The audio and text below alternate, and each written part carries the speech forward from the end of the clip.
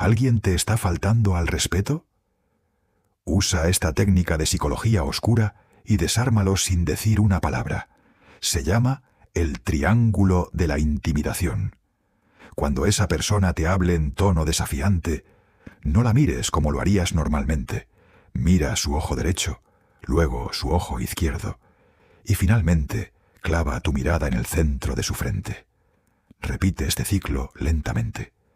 Este simple movimiento activa una alarma subconsciente en su cerebro. Sentirán que los estás juzgando desde una posición de superioridad, que sabes algo que ellos no.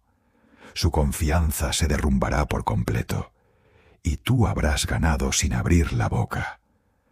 Domina el juego mental. Suscríbete a Efecto Sombra.